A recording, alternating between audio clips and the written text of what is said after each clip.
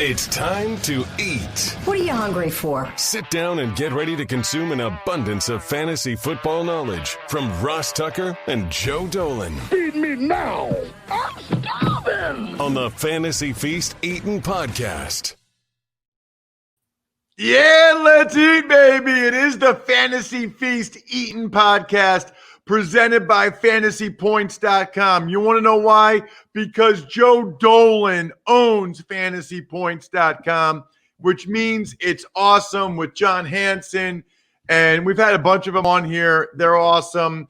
It's the best site I'm aware of for fantasy football information. But they got Greg Cosell's draft breakdowns. Are you kidding me? That's what we're signing up for just in and of itself. In addition to all the fantasy stuff, FantasyPoints.com. Use the code FEAST so they know we sent you. That's the key. I'm Ross Tucker, former NFL offensive lineman. Now I got a bunch of media gigs. I love football. I love podcasts. We've got Even Money podcast tomorrow. We did the power rankings on the Ross Tucker football podcast today and the college draft podcast with Emery Hunt today.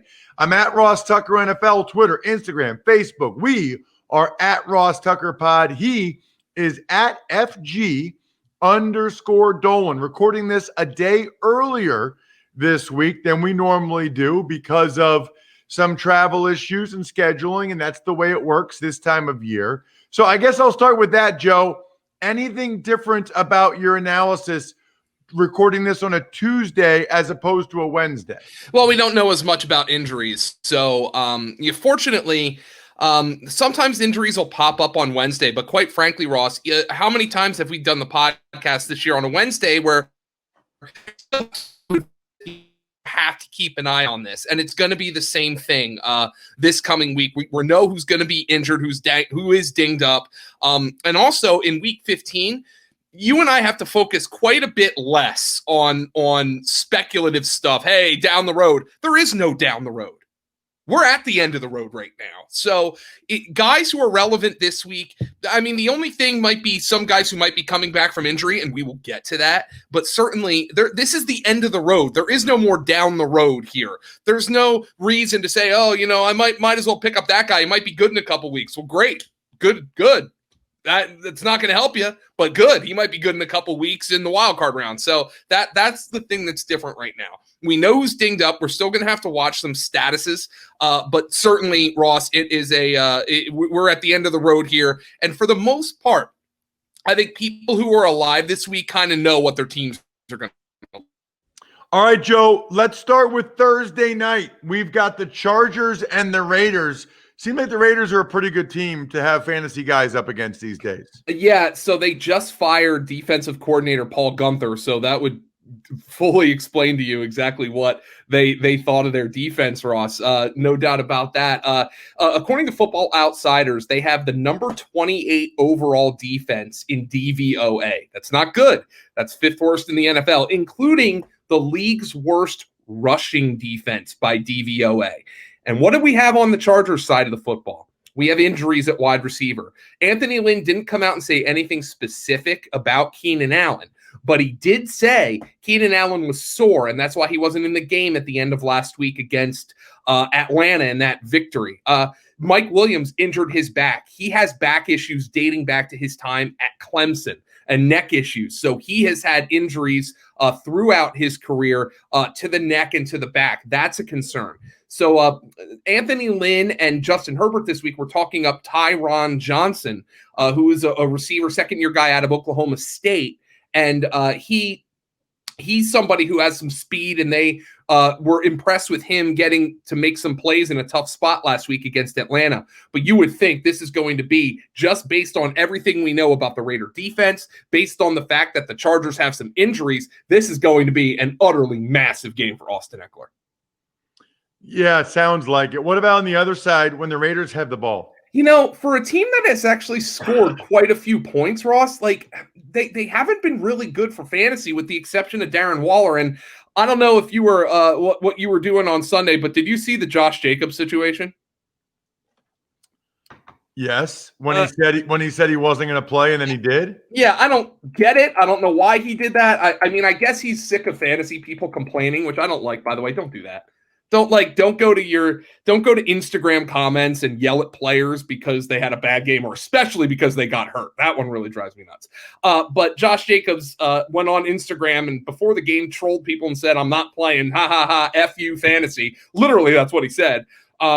But then he ended up playing, but he didn't have a great game. The Chargers here, their defense it's pretty good at this point.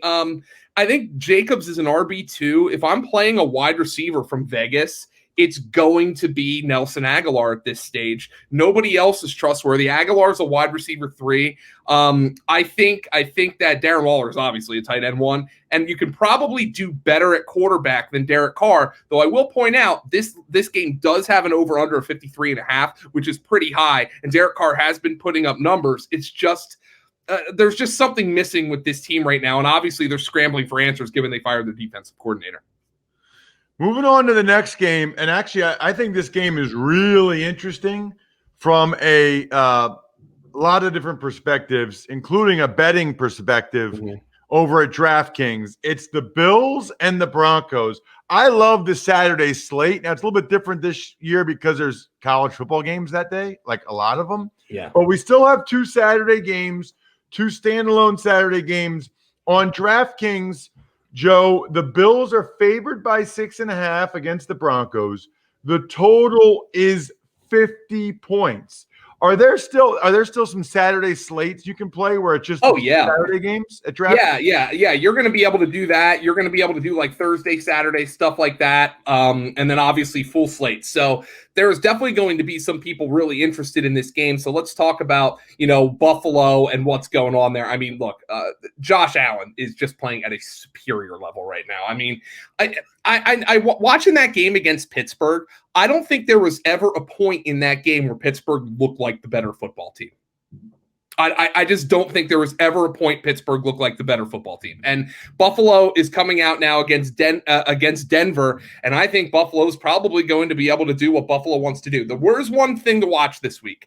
Will Josh Allen get John Brown back? Will he get John Brown back in this game? Because he is coming off of he's going to be activated to practice. So that's going to be something to watch. But Stephon Diggs, you can't sit him right now.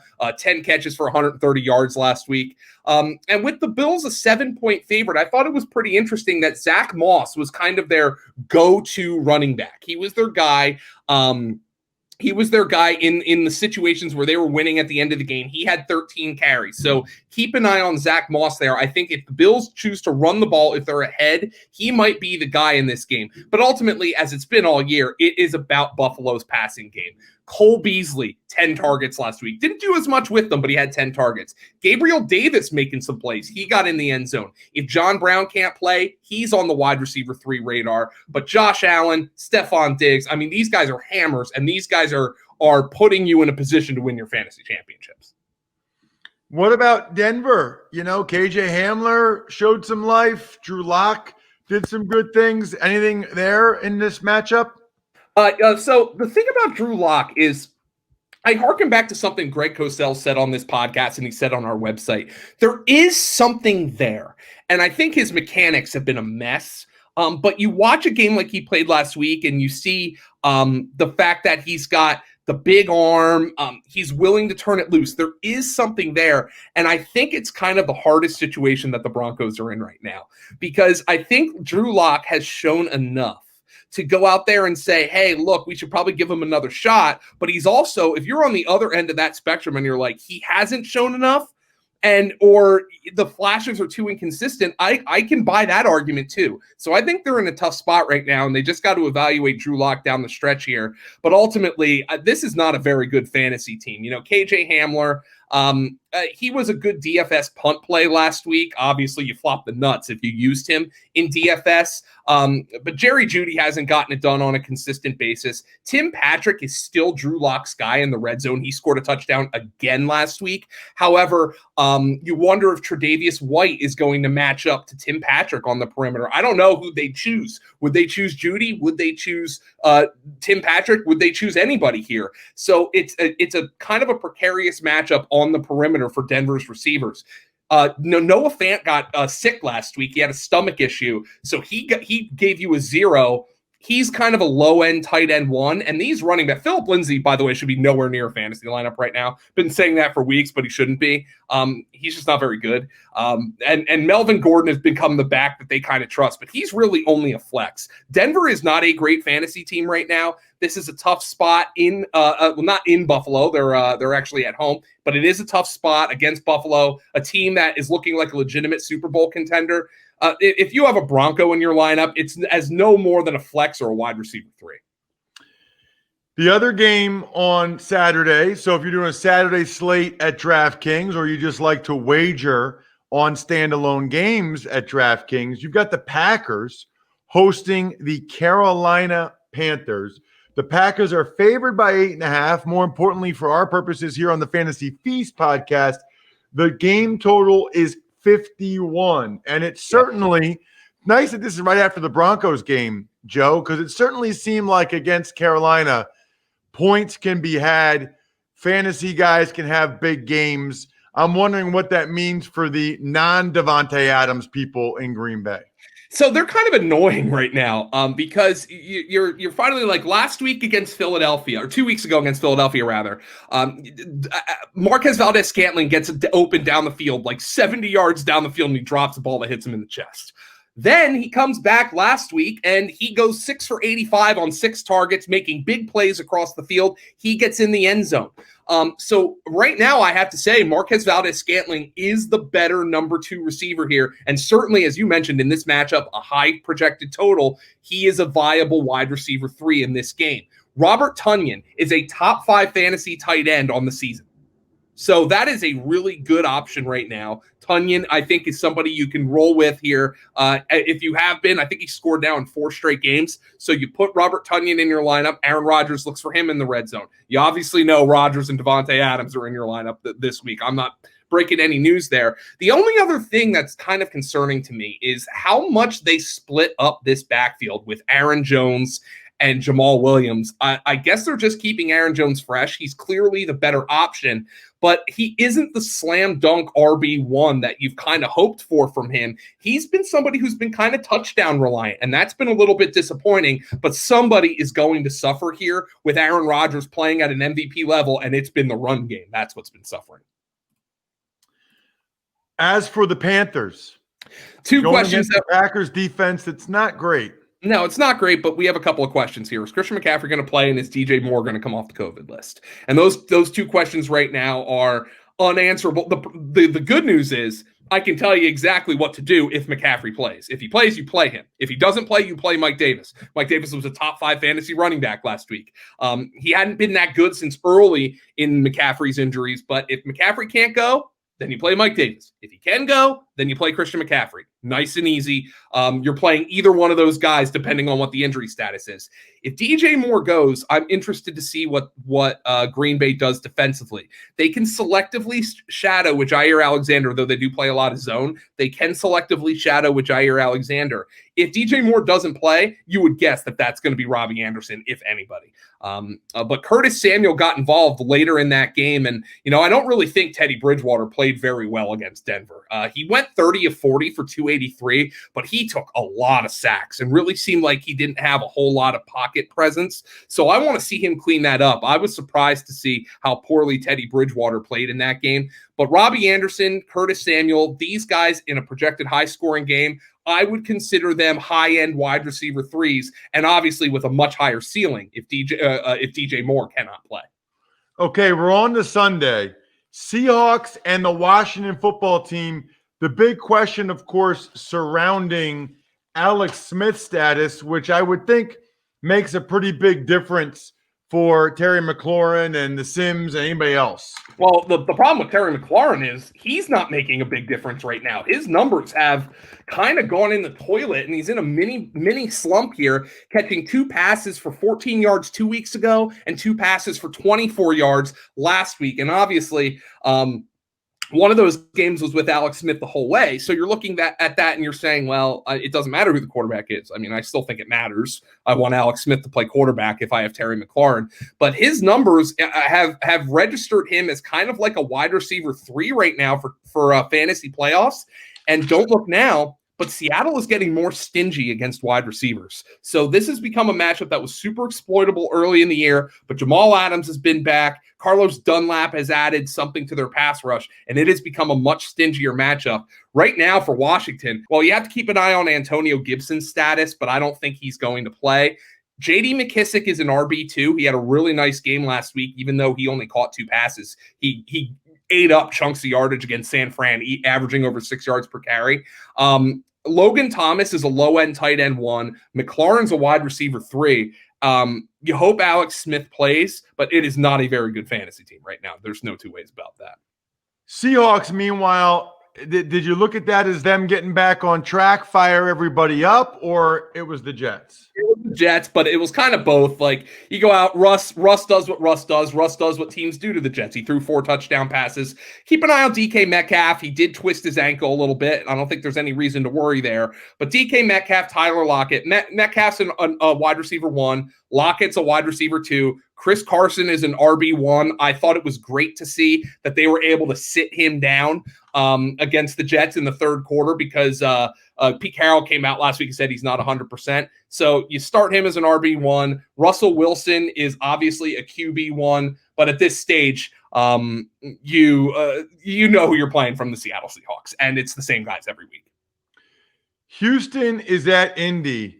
Pretty disappointing performance by Houston against Chicago offensively. I was on Houston radio this morning. There's debate about whether or not they should even play Deshaun Watson the rest of the year. Yeah. I'm curious to get your thoughts on what's going on there with them. Well, I mean, finally the levee broke here with Deshaun Watson. I mean, he has no weapons whatsoever. Brandon Cooks was out last week, and they just couldn't move the football with any sort of consistency. I thought Deshaun played valiantly. Like, I think you can make a legitimate argument that he's playing as well as any quarterback in the NFL right now, given the circumstances. But ultimately, if they don't have Brandon Cooks, obviously Will Fuller's gone. They cut Kenny Stills. If they don't have those guys, you can make the argument that just like there's just nothing positive for Deshaun Watson, aside from the fact that he's a really good football player, and you have to take that into account. Remember, 2 weeks ago these two teams played, and Watson threw for 341. He didn't throw a touchdown in that game, but he ran for 1. So Deshaun Watson, I think, is a low-end QB1 against a tough Indy defense. That being said, I would upgrade him if Brandon Cooks plays to like a mid-range RB1. David Johnson's on the COVID list. We don't know if he's going to come off. If he doesn't go, Duke Johnson's a low-end RB2. If he does go, neither guy is anything more than a flex. At wide receiver, Kiki Kuti and Chad Hansen, both wide receiver 3 type options. I would probably downgrade Hansen if Brandon Cooks is able to go in this game. Keep in mind, it is a tough matchup. Both Kuti and Chad Hansen had 100 yards when these two teams played 2 weeks ago, but you just wonder if the levee has broken on Houston and Deshaun Watson has just exhausted all of the courage that he's had to this point. Got it. On the other side, the Colts. Mm-hmm. Joe, what's gotten into the Colts? They decided something controversial, Ross. They decided that maybe giving Jonathan Taylor the football is a good idea. And all of a sudden, Jonathan Taylor has been a dominant fantasy back over the last number of weeks, obviously with a true breakout game coming last week with just the huge plays. He is big. He is fast. And you just wonder, did the situation with COVID and the shortened off season really affect guys like him and J.K. Dobbins and DeAndre Swift, some of these guys getting off to slow starts? Well, Jonathan Taylor is a really good running back, and he is a top 5 option this week against Houston. This is an abominable Houston defense. Phillip Rivers is playing at a super high level. He was 27-35 through 2 touchdowns against Houston 2 weeks ago. T.Y. Hilton, all of a sudden, this guy did not have a game of double-digit fantasy points for the first 3 months. of the 2020 NFL season, and he's just been on a tear recently, and he kills the Houston Texans historically. He crushes them. He is in your lineup. Jonathan Taylor is in your lineup. You can use Nyheim Hines as kind of a flex type option. He scored a rushing touchdown, caught 3 passes, but they are committing to Jonathan Taylor right now. Michael Pittman's kind of a wide receiver 3. But right now, Hilton's in my lineup. Taylor's in my lineup. I'm making a call on Pittman. I'm making a call on Nyheim Hines. The tight ends here, they run too many of them. Nobody here is worthwhile. But Phillip Rivers is one of the best quarterback streamers of the week against a really shorthanded and bad Houston defense.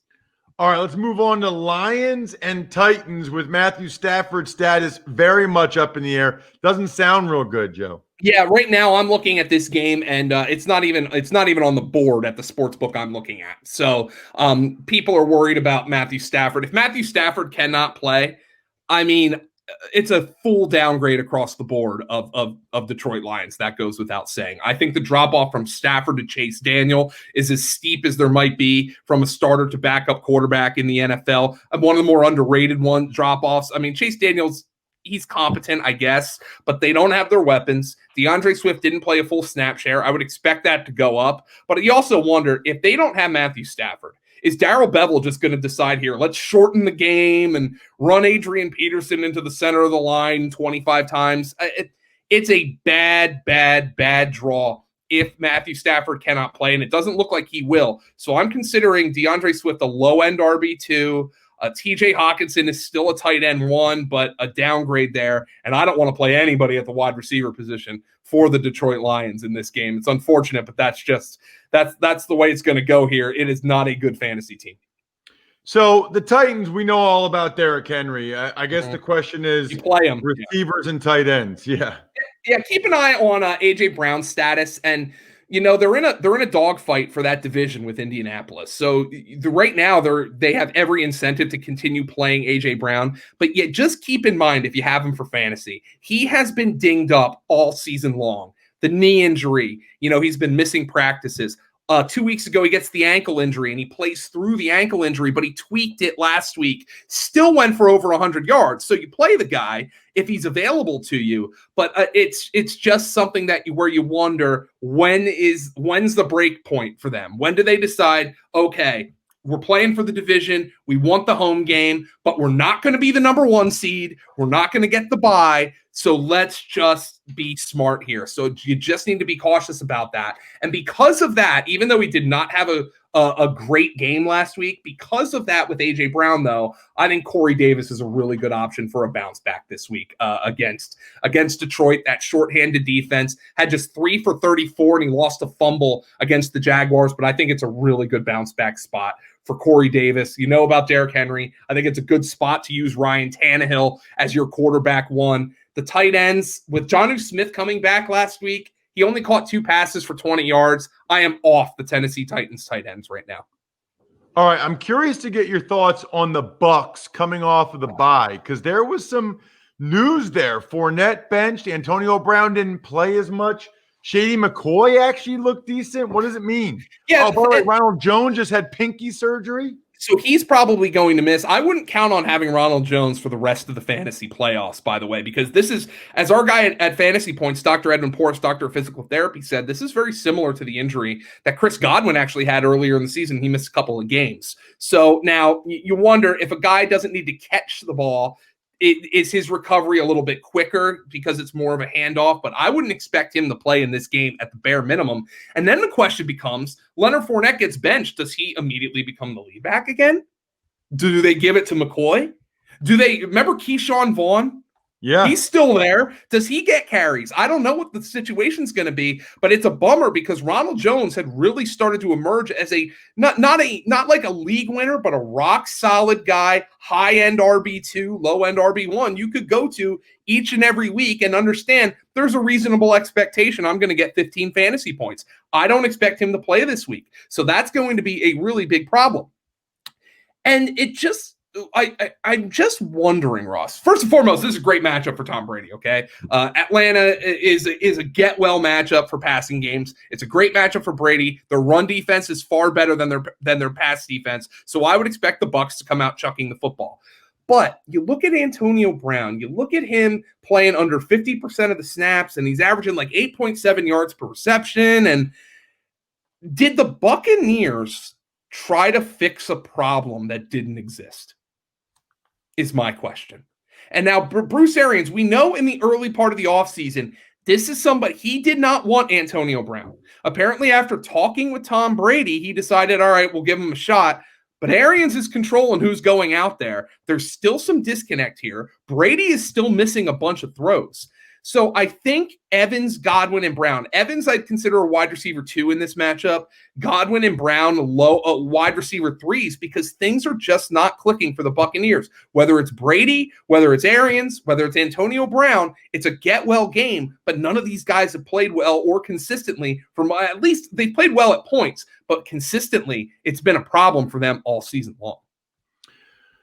They are playing the Falcons, who had a disappointing outing against the Chargers, to say the least. Ross, check out these splits right now. Matt Ryan is a completely different quarterback with Julio Jones. And I understand, like, if a receiver's going to be out, a guy with Julio Jones's pedigree, the quarterback's going to be worse, okay? I understand that. But if you extrapolate Matt Ryan's numbers for the entire season out, in games in which Julio Jones played 70% of the snaps or more, Matt Ryan would rank as the quarterback 8 in fantasy points per game. In the games where Julio is either out or plays less than 70% of the snaps, it is the equivalent of quarterback 38 in fantasy points per game. He is literally less than half as productive on a fantasy points per game basis when Julio Jones does not play versus when he does. And Julio Jones, as we know, I don't know what their plan is. They have an interim coach. They don't have a front office. So this isn't a front office that has a long-term view of, hey, we need to protect Julio for next year. They want to create jobs. They want to save jobs. I think Raheem Morris is cooked anyway, but they want to try to save jobs. So are they going to rush Julio back? I don't know. But if he doesn't go in this even if he does go, I don't like Matt Ryan in this matchup. But if he doesn't go, Matt Ryan should be absolutely nowhere near the starting radar of your fantasy team. Nowhere near. Calvin Ridley, okay, you play him, but he is the only guy outside of Julio Jones I have any sort of confidence in for the Atlanta Falcons. Hayden Hurst has been playing through injury. He has not been good at all. The run game is abominable. It's terrible. Todd Gurley is droppable, has been for a number of weeks. If Julio Jones doesn't play, it's basically Calvin Ridley or bust for me. Okay, let's move on. You got the Patriots and the Dolphins, another 1 o'clock Eastern game. This might be one of the worst, 2 or 3 worst fantasy games of the year. Cam Newton's been terrible. He got benched last week. I would anticipate him to start. I think Bill Belichick said he's still our quarterback, but I don't want to play him against this Miami defense. Damian Harris doesn't catch enough footballs, nor does he run for enough touchdowns to be anything more than a flex. Their wide receivers stink. Their best receiver is Jacoby Myers, who I don't want anywhere near a fantasy lineup right now. I'll be honest, Ross. By the way, James White had like 2 fantasy points last week. The only Patriot that I am even considering this week is Damian Harris. That's it. There's no other reason to even go near this team with 16 teams playing and all the options that are out there. Okay. On the other side, you got the Dolphins, and they got no running backs. Gaskin goes on COVID list. Their receivers are all hurt. I mean, what the heck, Joe? Gesicki got hurt. He scored 2 He's been coming on of late, too, and it looked like that might be like a shoulder. You worry about a labrum tear there, so you have to keep an eye on his status. Devontae Parker has what they're calling a mild hamstring. The problem is he hasn't produced with Tua anyway. So I'm not playing Devontae Parker this week. You have all the Jakeem Grant is injured. So the guy I think a lot of people are looking at for Miami, and this might be the best option for anybody here, is Lynn Bowden, the rookie, running back, receiver, whatever you want to call him. Well, he's got dual eligibility on Yahoo. You can play him as either a running back or a wide receiver. He is my favorite he's my favorite fantasy player in this entire game. Now you have to monitor Is Salvon Ahmed going to play? Is Gaskin going to come off the COVID list? I'm not sure about that. DeAndre Washington was kind of a disappointment last week. I will tell you that Lynn Bowden is my favorite fantasy play from this entire game, which frankly tells you more what I think about this game for fantasy than it tells you about Lynn Bowden. Jags and Ravens. It's Minshew time again against the Ravens, who put up 47 on Monday night. Yeah, but how about this? They gave up 42. And I was way more worried about the Raven offense than I was about the Raven defense, but they get torched by the Cleveland Browns. The problem is I don't think the Jacksonville Jaguars have that kind of firepower. They're going to give the ball to James Robinson, whether or not Gardner Minshew's at quarterback. But how about how the Browns running backs ran all over Baltimore? So Nick Chubb, Kareem Hunt got in the end zone a combined 4 times in that game. So you look at the running back for James Robinson and say, hey, they're going to try to run the football. The guy who has been snake bitten the most this year, no matter who's been at quarterback, Glennon at quarterback, Minshew at quarterback, Luton at quarterback, DJ Chark has been the most snake-bitten guy for the Jacksonville Jaguars. He is like this year's version of Curtis Samuel. He's averaging over 100 air yards per game, and he's like wide receiver 40 in total scoring. So he has been snake-bitten. Just keep that in mind. File that away. He's a great bounce-back candidate next year when it's Justin Fields or Trey Lance or Trevor Lawrence or Zach why is the kid's name from BYU slipping my mind? The BYU quarterback. Whether it's any of these guys at quarterback for the Jacksonville Jaguars next year, DJ Chark's a great bounce back candidate, but I don't want to play any of these receivers, and especially not Minshew against this Baltimore defense, which I think is going to be angry at giving up 42 points to the Cleveland Browns. Zach Wilson, by the way. I wanted to say Zach Moss and Zach Martin, who are 2 different players, but yeah, another common name. So no worries. No worries. What about for the Ravens? Well, for Baltimore, hey, I really hope Lamar has some gold bond because I bet you it's hurting to sit for him today. After what happened last night, we're recording this on Tuesday with Lamar's Ross. You've had cramps, I'm sure. Did that look like a cramp walk to you? I don't know. It could be both, but who cares? Yeah, I mean, he comes out and he throws a touchdown on his first play. He missed some throws, but I think Lamar is always going to be somebody who's going to miss some throws. And he went out and he ran for 124. This is the Lamar Jackson that people drafted in the second round. Unfortunately, you haven't gotten that guy for almost the entire season, but if you've managed to last until this point, I think you can have a big-time level of confidence in Lamar Jackson against this defense. Hollywood Brown has a case of the dropsies. I mean, thank God he got in the end zone, but he's crushed you all year. The big thing that I take away from that game is in the backfield, they have finally narrowed things. Mark Ingram played 1 snap against the Cleveland Browns. Meanwhile, Gus Edwards scores 2 touchdowns. J.K. Dobbins scores a touchdown. That needs to continue. I think both of those guys are RB2s against the Jacksonville Jaguars in a game in which Baltimore is favored by quite a bit. All right. Bears, Vikings. Dare I say the Bears and David Montgomery are getting frisky, Joe? Mitchell Trubisky's playing pretty well. Obviously, Mitchell Trubisky taking on Deshaun Watson head-to-head. He has settled that debate with that stellar performance against the Texans last week. All joking aside, it's another decent week to stream Mitchell Trubisky if you need him against Minnesota's defense. Allen Robinson obviously is a great option, but we've been saying it for weeks on the podcast.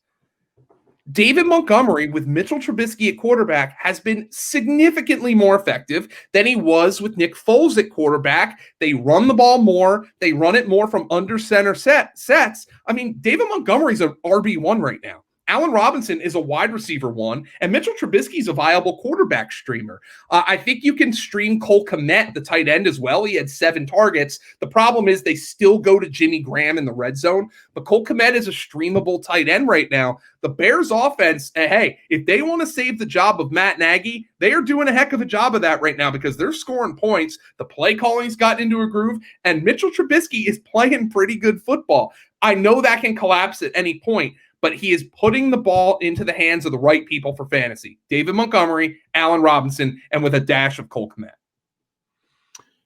What about the Vikings? Big stinker last week. I mean, you know what to do with Dalvin Cook.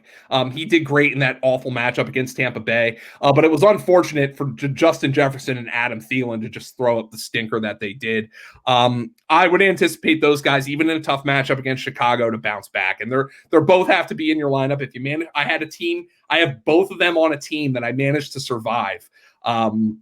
And I feel lucky about that, but I'm just excited to fire them back up this week. And I think Kirk Cousins is a reasonable quarterback streamer, although he's got the tougher matchup of the 2 quarterbacks in this game. The one guy who I think people are going to ask about because of the tight end position, maybe you lost Mike Gesicki. People could be asking about Irv Smith, who had 4 catches for 63 yards and a touchdown, really looked like a difference maker for Minnesota last week. The only thing I would say is keep an eye on the status of Kyle Rudolph, who was I think it was 93 straight starts that his streak ended last week with the injury. If he's back, you wonder if Irv Smith is going to get as much attention in the passing game. Niners, Cowboys, the final game here in part 1 of the Fantasy Feast podcast, the show that's so nice we do it twice, and we will, of course, break down the late games on Sunday as well as the Sunday Nighter and Monday Nighter on part 2, as we always do. But to wrap up part 1 here, Joe, Niners, Cowboys. Is Jeff Wilson a league winner right now? He might be, because the Niners are decimated in the backfield. They don't trust Jerick McKinnon at all. Tevin Coleman's been terrible all year when he hasn't been hurt. Raheem Mostert has to go for an MRI on his ankle. I mean, if all of that holds true and Mostert isn't able to play this week, I think Jeff Wilson's like a high-end RB2 in this game. Maybe an RB1, given it's Dallas's run defense. And I know Cincinnati didn't do anything last week. Cincinnati's the worst fantasy team there is right now, with the exception of maybe the Jets. So, I mean, let's just be frank there. I think Jeff Wilson could put up some massive numbers in this game. Brandon Ayuk he's over his last month. He's on like a 1,500 yard pace. He's a wide receiver 2, high end in this matchup. Deebo Samuel is out. He's not going to play. The other guy to watch is George Kittle really going to come back? With all the injuries that San Francisco has had, is George Kittle actually going to play this week? He says he wants to. He had the foot injury. It was an uncommon injury. He's right at the end. He's right on that timetable. The question is, do the 49ers really want to risk it? Do John Lynch and Kyle Shanahan, with all the injuries that this team has had this year, want to risk George Kittle coming back? If he does, I think for most teams, you've got to play him. Maybe pick him up off the waiver wire because, again, it's the tight end position. You don't have the luxury. I mean, are you playing George Kittle or are you playing Dalton Schultz? I mean, it's a pretty easy answer for me if George Kittle manages to play in this game. But that is just something that I don't know why the 49ers would risk it, given all the injuries that they've had across the board. Cowboys. What's of note there? Zeke Elliott, man, 30-7. You beat the Bengals 30. You beat the pants off the Bengals 30-7, as everybody anticipated you might do. And Zeke Elliott can't get you like 9 points. He's like a flex right now. This run game is abominable. CD Lamb, John Hansen on SiriusXM has been calling it the silence of the Lamb. He hasn't been doing anything of late. The one guy I feel particularly good about, though, is Amari Cooper, who's playing at a super high level. I know he only had 4 catches. He had 51 yards. He also scored a touchdown last week. But he just seems to be getting consistently open. That's the one guy. I think Zeke is – if you're survived to this point, you probably can't afford to bench Zeke.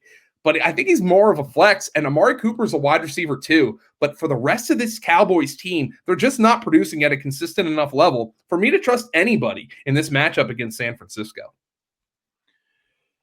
I'm with you on that, Joe. That'll do it, by the way, for part number 1 here of the Fantasy Feast Eaton podcast presented by FantasyPoints.com. Make sure you use the code FEAST when you go to FantasyPoints.com. It's almost Greg Cosell draft breakdown season. And also finish the fantasy season strong. Plus, they'll have all kinds of DFS content for the playoffs. So you're going to want to get on the FantasyPoints.com train now. Use the code FEAST.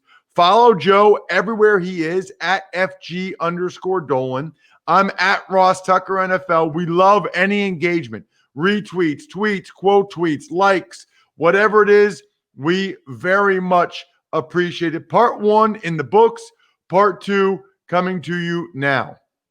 Thanks for listening to the Fantasy Feast podcast. Make sure to also subscribe to the Ross Tucker Football Podcast, Even Money, Business of Sports, and the College Draft. All available at Apple Podcasts, rosstucker.com, or wherever podcasts can be found.